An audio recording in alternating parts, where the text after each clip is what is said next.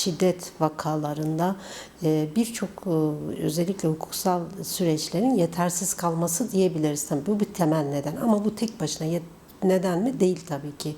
Bunun aslında diğer bir nedeni var, işte toplumsal olaylar veya toplumdaki aslında toplumsal cinsiyet bilincinin yetersizliği, işte bu toplumsal cinsiyet bilincinin yetersizliği, işte bu özellikle bizim coğrafyamızda, bizim yaşadığımız özellikle Kürt bölgelerinde yaşanan, Kürt bölgelerinin yaşadığı bu coğrafyamızda genelde aile içi şiddetin artmasının temel nedenlerinde de biraz geleneksel yapılarımız da etkili olabiliyor. Kadına yönelik şiddetin artmasının nedeni cezasızlık politikaları. Bu çok büyük bir neden. Yargıya özellikle intikal eden dosyalarımız için bunu söyleyebiliriz. Evet, cezasızlık politikası yeterli değil. Yeterli olmadığı için de yani failler ne diyor? İşte gideriz, şiddet uyguluyor. Sonra ertesi gün gene hayatına, normal hayatına devam edebiliyor.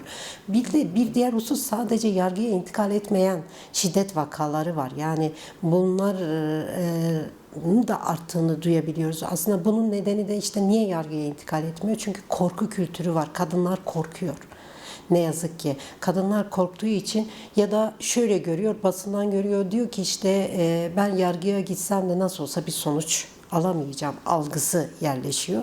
Yani işte çünkü öldürülen işte veya öldürmeye teşebbüs eden bir sürü vakalarda baktığında aslında hepsinin baktığında bir uzaklaştırma dosyaları mevcut. Yani bu da bize neyi gösteriyor? Kadınlar diyor ki ben yargıya gitsem nasılsa bir cezasızlık söz konusu ve bu kişi hiçbir şey yapmayacak ve gene de ben şiddet görmeye devam edeceğim.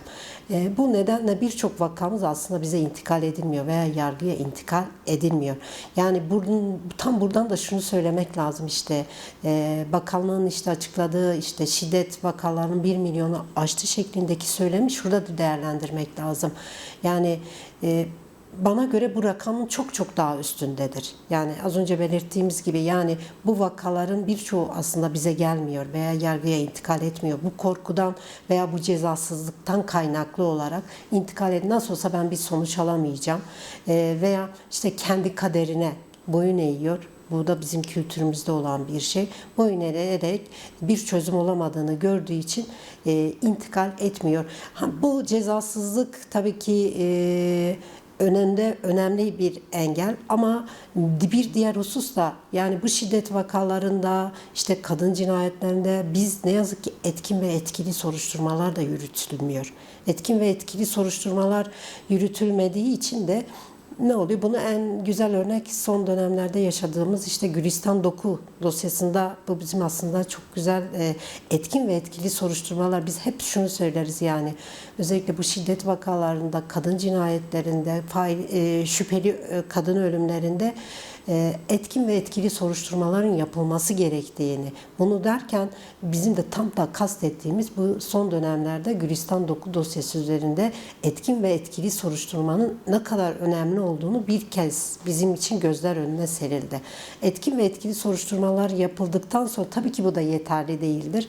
Bunun sonucunda yani yargıya intikal eden dosyalarda haksız tahrik indirimlerinden vazgeçilmeli. Hatta bana göre ben son dönemlerde takdiri indirme, evet tabii ki bu ceza yasalarında hakime verilmiş bir takdiri haktır ama ben özellikle kadına yönelik şiddete yönelik bu tip dosyalarda bunun dahi uygulanmaması gerektiğini düşünüyorum. Neden? Çünkü sadece bir faili mahkemedeki veya duruşmadaki tutum ve davranışlarını değerlendirerek takdiri indirime tabi tutmak, 6'da 1 oranında cezasını indirmek çok da hakkaniyetli bulmuyorum. Çünkü o failin geçmişine, yani bir kere karşı cinsine, yani bu eğer gerçekten bu durumu özümsemiş olsaydı zaten orada o hakimin önünde durmuyor olacaktı. Ondan dolayı bu takdiri indirimlerin dahi bu tip dosyalarda sınırlı bir şekilde uygulanması gerekiyor. Yani bu da neden?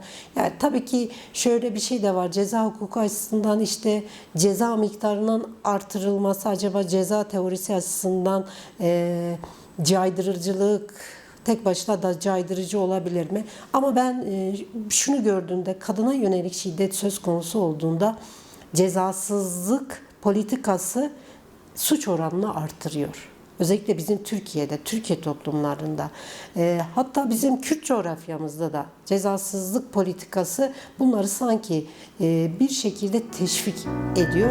Önemli bir şeydir tabii ki.